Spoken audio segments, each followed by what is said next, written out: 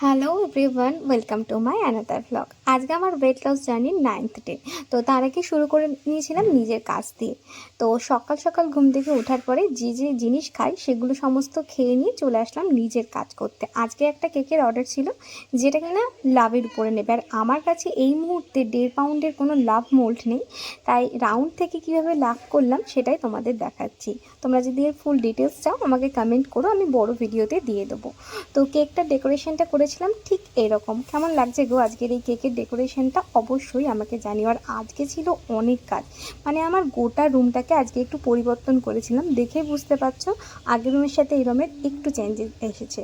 তো এটাকে প্রায় 4 থেকে 5 ঘন্টা সময় নিয়ে আমি সাজিয়ে নিয়েছিলাম। আর বিকেলবেলা হলেই আমি চলে গেছিলাম সোজা হাঁটতে, কারণ তোমরা জানো যে আমি হাঁটতে রোজই যাই। তো এবারে চলে আসি সোজা লাঞ্চের প্লেট নিয়ে। আজকে ডিনারে রেখেছিলাম আজকে একটা রুটি, তার সাথে শসা আর এক বাটি ঘুগনি। এই তো ছিল আজকে আমার ব্লগ। কেমন লাগলো জানিও, ভালো লাগলে অবশ্যই একটা লাইক করো। আর আজকের ভিডিওটা কে কোথা থেকে দেখলে জানাতে কিন্তু একদম ভুলো না।